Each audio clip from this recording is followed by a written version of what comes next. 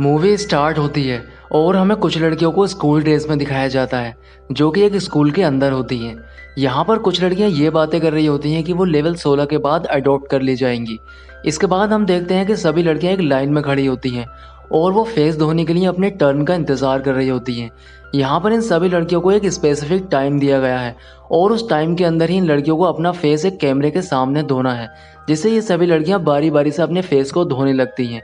लेकिन यहाँ पर एक लड़की को दिखाया जाता है जिसका नाम सोफिया होता है, जिसकी आई साइट थोड़ी वीक होती है और उसके हाथ से उसकी फेस क्रीम गिर जाती है, जिससे वो अपनी फेस क्रीम को ढूंढने लगती है।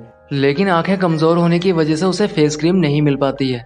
तब एक और लड़की को दिखाया जाता है जिसका नाम विवियन होता है और वो सोफिया की फ्रेंड होती है।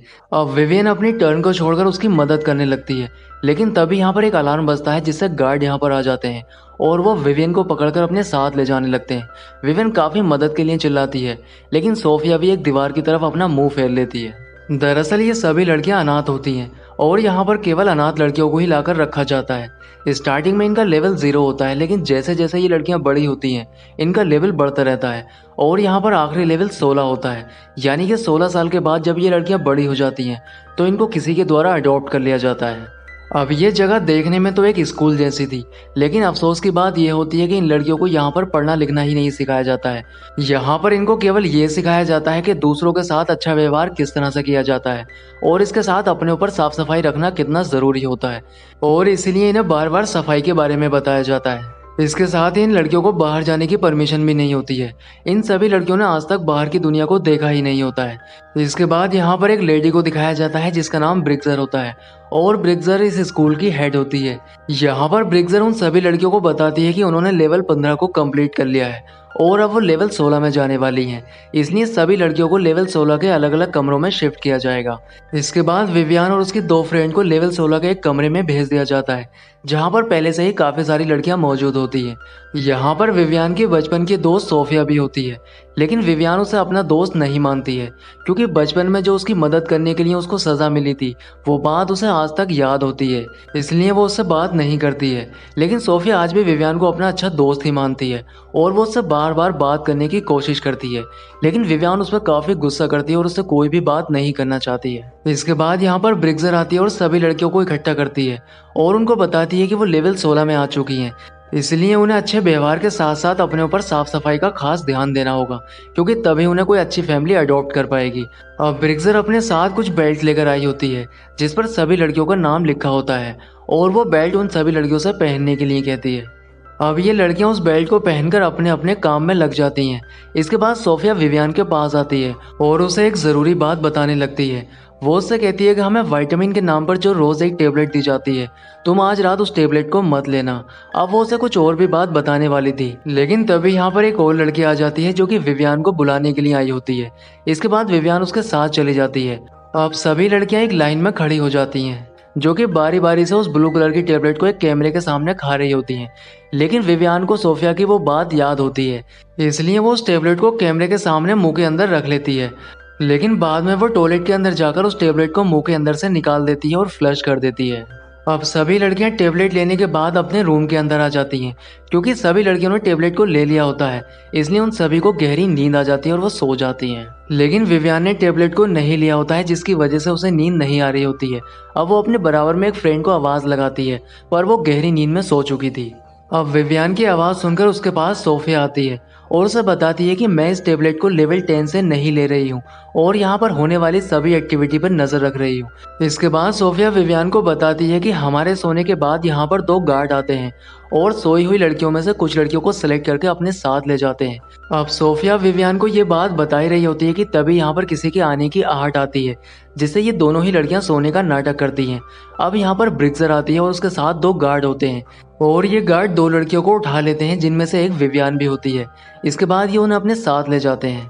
अब ब्रिक्सर उन दोनों ही लड़कियों को लेकर अपने ऑफिस में पहुंचती है जहां पर 2 कस्टमर होते हैं जो कि उन लड़कियों को खरीदने के लिए आए होते हैं।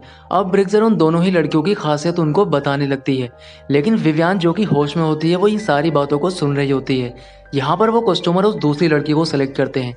इसके बाद विवियान को वापस उसके रूम में छोड़ दिया जाता है। अब गार्ड के जाने के बाद सोफिया विवियान के पास आती है और उससे पूछती है कि आखिर ऐसा वहाँ पर क्या हुआ था। तब विवियान उसको सारी बात बताने लगती है। वो उससे कहती है कि हमें यहाँ पर कोई भी अडॉप्ट नहीं करता है, बल्कि हमें बेचा जा रहा है। अब थोड़ी देर के बाद फिर से गार्ड यहाँ पर आ जाते हैं, जिसे देखकर ये दोनों ही लड़कियां सोने का नाटक करती हैं। इस बार गार्ड सोफिया और एक दूसरी लड़की को अपने साथ ले जाते हैं, लेकिन थोड़ी देर के बाद सोफिया को गार्ड वापस छोड़ जाते हैं। यहाँ पर सोफिया विवियान से कहती है कि हमें किसी भी हाल में यहाँ से भागना होगा और इसके लिए हमें गार्ड के पास जो एक की कार्ड है उसको हासिल करना होगा। अब अगले दिन ये सभी लड़कियां डॉक्टर मीरू के पास चेकअप के लिए जाती हैं, जहाँ पर डॉक्टर मीरू विवियान की स्किन की तारीफ करता है। लेकिन विवियान इस बात को समझ ही नहीं पाती है कि आखिर डॉक्टर मीरू उसकी स्किन की तारीफ क्यों कर रहा है। इसके बाद हमें दिखाया जाता है कि एक लड़की को अचानक में उल्टियां होने लगती हैं, लेकिन ये सब देखकर बाकी सभी लड़कियां उससे दूर हटने लगती हैं, क्योंकि उन सभी लड़कियों को बचपन से साफ सफाई के बारे में ही बताया गया होता है। लेकिन ये सब देखकर विवियान को बाकी सभी लड़कियों पर काफी गुस्सा आता है, इसलिए विवियान और सोफिया दोनों ही मिलकर उस लड़की की मदद करने लगती हैं। अब विवियान के इस तरह के बिहेवियर से उन लड़कियों को बहुत बुरा लगता है, इसलिए वो लड़कियां विवियान की शिकायत ब्लिक्सर से कर देती हैं, जिससे ब्लिक्सर विवियान को एक सेल के अंदर बंद कर देती है, क्योंकि यहाँ पर ऐसा बिहेवियर अलाउड ही नहीं होता है। लेकिन सोफिया अपनी फ्रेंड विवियान को सेल से बाहर निकालने का फैसला करती है, इसलिए वो एक कपड़े को मोड़कर एक रस्सी की तरह बना लेती है, जिससे वो एक गार्ड के ऊपर हमला करके उससे की कार्ड को हासिल कर सके, क्योंकि उसे पता है कि रोज एक गार्ड यहाँ पर एक लड़की को हरेस करने के लिए आता है। इसके बाद वो गार्ड यहाँ पर आ जाता है और उस लड़की को टच करने लगता है, लेकिन तभी सोफिया पीछे से आकर उस पर अटैक करती है। लेकिन वो गार्ड सोफिया को बुरी तरह से मारने लगता है, पर सोफिया के हाथ में एक आयन आ जाती है, जिससे वो उसके सर के ऊपर अटैक करती है और उससे की कार्ड लेकर यहाँ से भाग जाती है। इसके बाद वो विवियान के पास जाती है और उसे खोलने लगती है, लेकिन तभी एक अलार्म बजता है, इसलिए सोफिया विवियान से कहती है कि अब मुझे यहाँ से जाना होगा, नहीं तो मैं भी पकड़ी जाऊंगी। अब विवियान सोफिया को रोकने की बहुत कोशिश करती है, लेकिन वो यहाँ से भाग जाती है। इसके बाद ब्लिक्सर सभी लड़कियों को एक रूम के अंदर इकट्ठा करती है। ब्लिक्सर ने विवियान को भी सेल के अंदर से बाहर निकालकर यहाँ पर बुला लिया होता है और उन्हें बताती है कि सोफिया ने एक गार्ड के ऊपर हमला करके उससे की कार्ड को चुरा लिया है। हमने सोफिया को तो पकड़ लिया है, लेकिन वो की कार्ड अभी तक हमें नहीं मिल पाया है। तुम में से जिसके पास भी वो की कार्ड है हमें वापस कर दे। इसके बाद डॉक्टर मीरू भी उन सभी लड़कियों को वार्निंग देता है कि अगर वो की कार्ड नहीं मिला तो इसके बदले में सभी लड़कियों को सजा दी जाएगी। और ब्लिक्सर उन सभी लड़कियों को अपने हाथ से उस नींद की टेबलेट को खिलाने लगती है, जिससे कोई भी लड़की चालाकी ना कर सके। आगे हम देखते हैं कि डॉक्टर मीरू और ब्लिक्सर दोनों ही एक साथ होते हैं और यहाँ पर हमें पता चलता है कि दोनों ही हस्बैंड वाइफ हैं। इसके बाद हमें दिखाया जाता है कि विवियान को टेबलेट लेने की वजह से नींद आने लगती है, लेकिन वो अपने आप को जगाए रखने की पूरी कोशिश करती है, इसलिए वो तकिए को फाड़ने लगती है, यहाँ तक कि वो अपने हेयर पिन को अपने हाथ में चुभाने लगती है। अब विवियान सोफिया को बचाने के लिए उस की कार्ड को उसके बेड पर तलाश करने लगती है और उसे वो की कार्ड मिल जाता है, जिससे वो अपने रूम के दरवाजे को खोलने लगती है। लेकिन काफी कोशिश के बाद भी विवियान से वो दरवाजा नहीं खुलता है, क्योंकि ब्लिक्सर ने उस की कार्ड को डीएक्टिवेट कर दिया होता है। लेकिन अब वो उस की कार्ड का इस्तेमाल दरवाजे के स्क्रू को खोलने में करती है। अब वो उस की कार्ड की मदद से दरवाजे के सभी स्क्रू को खोल देती है, जिससे दरवाजा खुल जाता है और विवियान बाहर चली जाती है। लेकिन ब्लिक्सर को किसी के आने की आहट हो जाती है, इसलिए वो एक इंजेक्शन को तैयार कर लेती है। अब सोफिया को तलाश करते हुए विवियान ब्लिक्सर के ऑफिस में आ जाती है और वो उससे सोफिया के बारे में पता करने लगती है, लेकिन ब्लिक्सर उस पर काफी गुस्सा करती है और वो धोखे से उस इंजेक्शन को विवियान के लगाने लगती है। लेकिन विवियान उससे बच जाती है और उसके टेबल पर रखे लैंप को उसके सर पर मार देती है। इसके बाद वो सोफिया को तलाश करने के लिए टेरेस की तरफ निकल जाती है, लेकिन वहां पर वो पहली बार चांद को देखकर काफी हैरान होती है, क्योंकि उसने अपनी पूरी लाइफ में कभी चांद को देखा ही नहीं होता है। इसके बाद वो फिर से नीचे आती है और बेसमेंट की तरफ जाती है, जहां पर उसे सोफिया मिल जाती है।